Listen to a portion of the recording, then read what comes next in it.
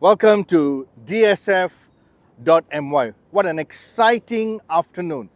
Even though it's hot and I'm boiling here, but my enthusiasm and excitement is so high for this car that I have to do this for you in the blazing hot sun. This is a very, very special car. This is an electric car, but it's a very special car. Down to the paint finish, to the way it looks, the design language, the powertrain, the cabin, but more importantly is the brand. This is Lotus.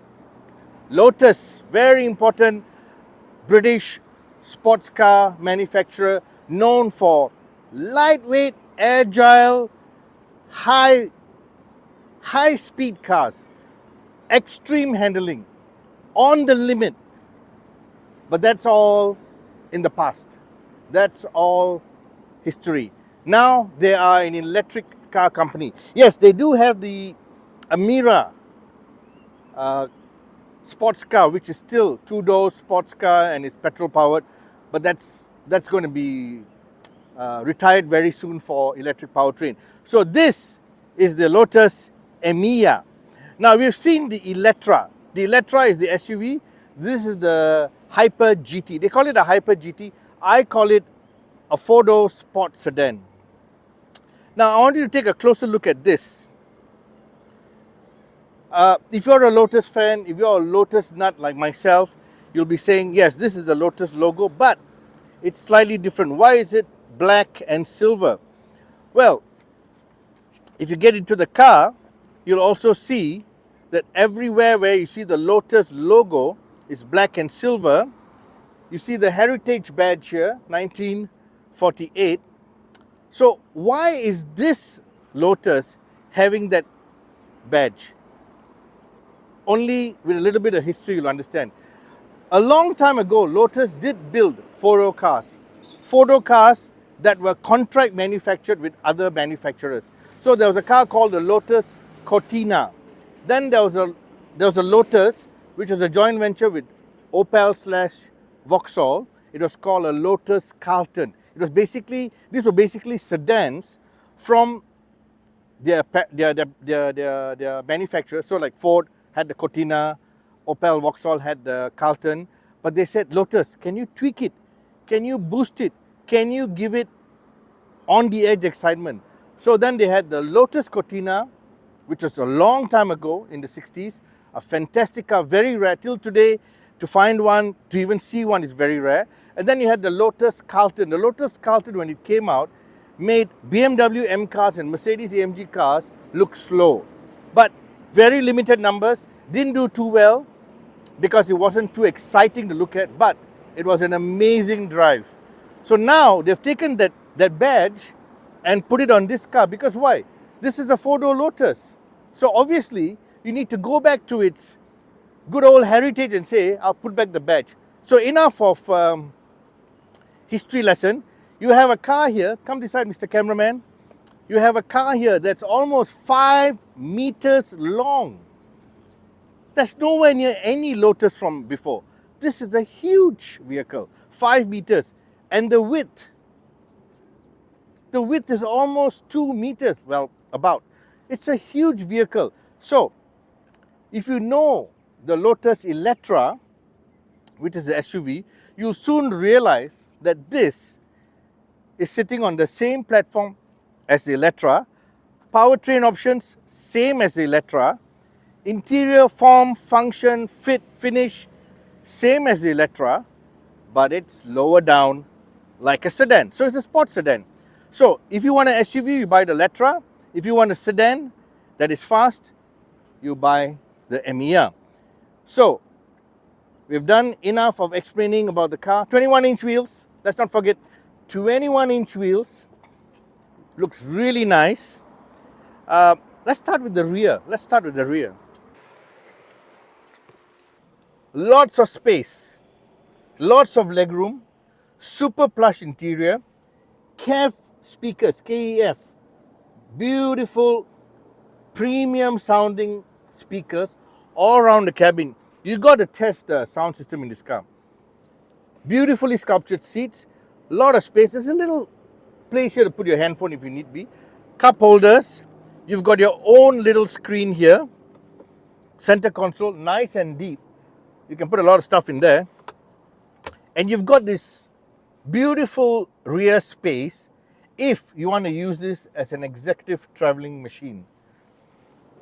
I must not forget to tell you about this. This is typical Lotus signature when it comes to seat belts. To shut the door. Now here's a really great thing. You don't have door handles on the inside. No door handles. All you have is a button. So no door handles. Instead you just press this button and it opens. You get out.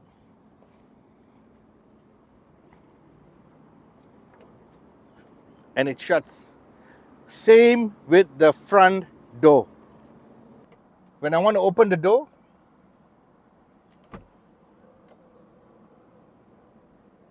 now nifty little feature, but is it necessary? That's the thing. It's a door handle. But Lotus provides it because why? Lotus is now owned by Geely. Geely produces this car in collaboration with all their partners, and they think that the new generation Lotus customer can't use their hands. I'm not saying anything. I just think that this is a little bit too much. Caf speakers, like I said earlier. And if you come closer, you'll see that the side view mirror is a camera. So instead of having a mirror, you have a camera. And you can see the little lenses here to make sure you get a clear view of everything that's going on. So let's get into the other side of the car. Because of its sheer size, you've got a very large aero back, lift back kind of shape. A lot of space, but you don't have much space down here. Okay, you got your charging cable and everything, but we don't have much space underneath because you got the powertrain underneath. Beautiful finish in the boot space. You got a 12-volt socket here, but beautiful finish. Everything feels premium. Everything feels great to the touch. The paint finish is just amazing, amazing. You got a little air vent here, you know. This is all little spotty touches you won't find in your run-of-the-mill sports car. Pop-up door handles, of course, like we said, mentioned earlier. All electric cars have it. So, next we got to get into the car and we show you what this car has in terms of its magical experience. Come, join me.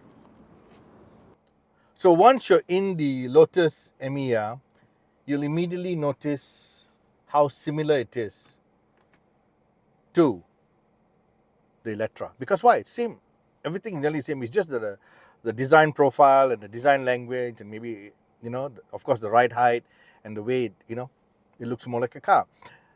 But when you get into the software, it's very similar. In fact, it's very similar to what you find across the board with products from Geely. Because why? If you look at how I'm playing around with the screen right now, how quick it is to respond. By the way, the back end of the screen, part of it has been supplied by the same people who supply the game, the online game called Fortnite. That's what I've been told. I don't play Fortnite, but I know my kids play Fortnite. So that's quite interesting. It's the graphics and everything that's coming from them. Anyway, so we've got 89% of power left, 410 kilometers. Now, the rated range for this car is 610 kilometers. But realistically, you probably get about 550. So when you say 89%, 410, that's because I've been driving it a little bit hard. I was in a rush to get here because I was so excited to do this video before the weather changes. We don't have a lot of time with this vehicle because Lotus is such a specialist sports car. They don't give us, a long-term test drive. Now, this car has got 710 Newton meters of torque and powertrain, 603 horsepower. The 0 to 100 dash is in 4.2 seconds. And because it's a Lotus, not like other electric cars, you can go up to 250 kilometers top speed. Now, 250 kilometers, of course, you're not going to go there because why? All the speed cameras are working very well in Malaysia right now. But you have that possibility of going 250 kilometers. Now, in terms of software, this is what I want to show you. It's an amazing software system, just like what you find in all the sister products from Geely. Okay?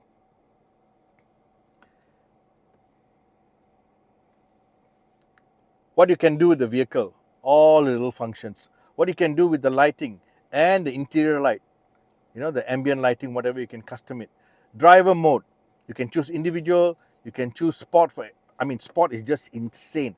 I'll show you later the acceleration even without sport. You got tour, which is what we've been driving right now, and then you got your range, and then you got individual setting.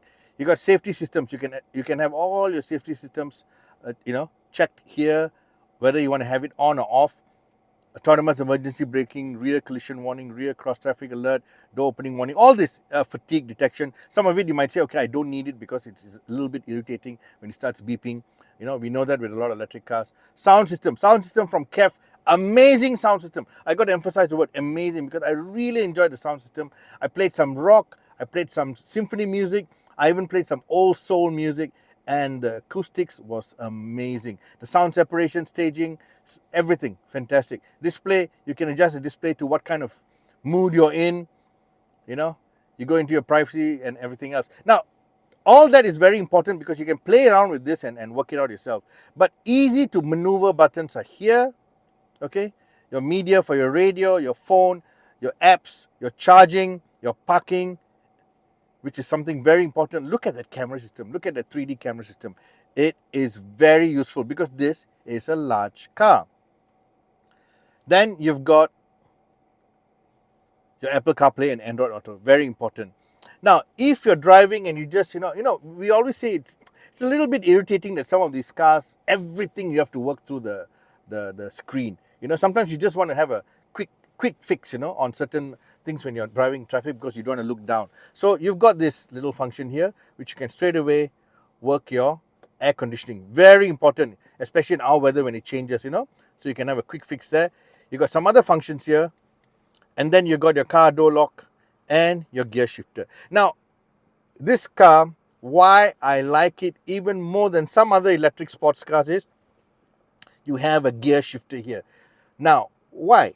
We are so used to driving a normal car. Now, if you're a young driver, just got your license, then of course you can adapt by having a gear shifter on your right stock here, which is what a lot of electric cars have. But when you're coming from me, old guy driving manual cars for so many years and then driving automatic shifters, now when you come into electric car, you would like to have the shifter here. It's easy. It's very straightforward, easy to use. So you go into D and you get going. Here's the key to the car. Okay? It's a simple, straightforward, like a credit card. Just place it here and you're ready to go. So this is how Lotus has delivered this brand new electric car. Shall we go for a test drive right now? I think we should, because that's the best part. Test driving this very quick and interesting electric car.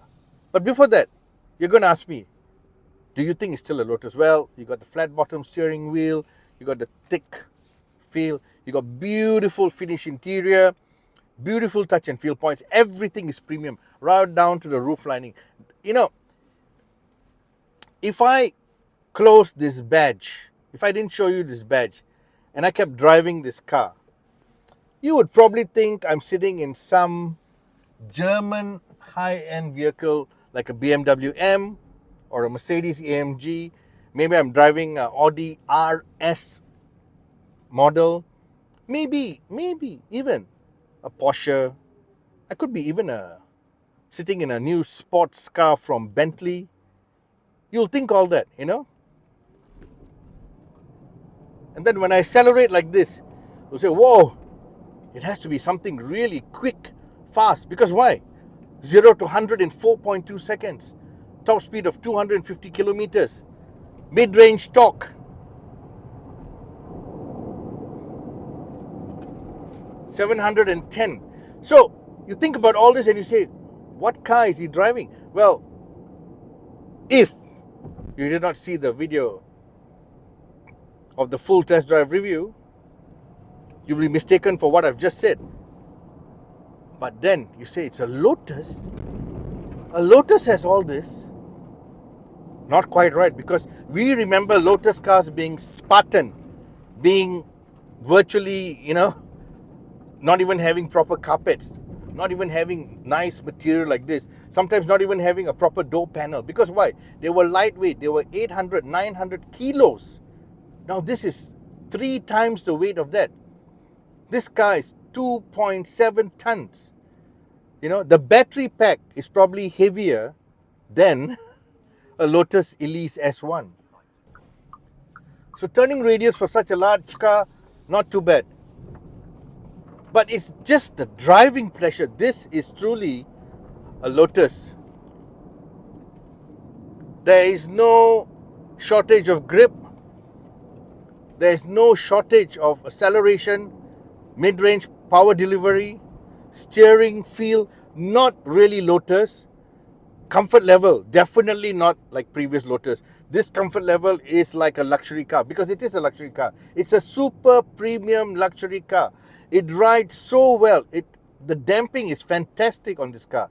You really want to drive this car outstation on non-highway roads. That means B roads. You want to take the old JKR roads, and just beat it on the tarmac, because it's so nice to drive. It's so comfortable. The seat is so comfortable. Plus, when you go into sports mode, the side bolsters hug you a little bit. The steering gets a bit more tighter. You can feel that the car is starting to communicate back with you. Nothing like an original Lotus Elise or Exige. This is truly a new generation of Lotus, and they've managed to bring a car to market that has all the elements that you would want if you were an earlier Lotus owner. That means now you're mature, you're in your 50s or 60s, and you're thinking, no, I still love the Lotus brand. I love Mr. Colin Chapman. I want to stick with the brand, but I can't get into an old Lotus. I'm too old.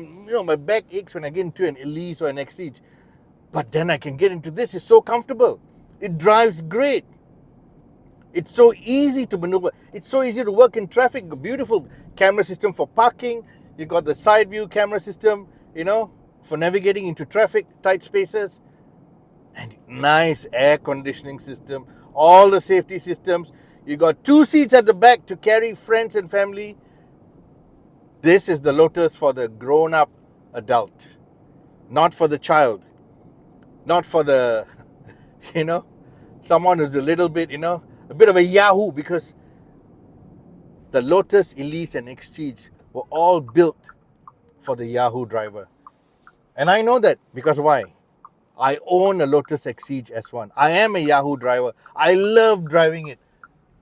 I love what it stands for. I love how it takes corners. But then, can I drive it every day? No. But this I can drive every day. This I can play with on a daily basis. So ladies and gentlemen, thank you for watching DSF YouTube channel. Thank you for listening to us. I hope that I've given you enough information to make a decision whether to buy or not to buy, or just to dream about owning this car one day if you can't afford it right now. Go into a Lotus showroom, test that sound system, get your favorite track, pair your phone to it, listen to that sound system from Kef. This has been DSF. Tell us in the remarks whether we did a good job or not.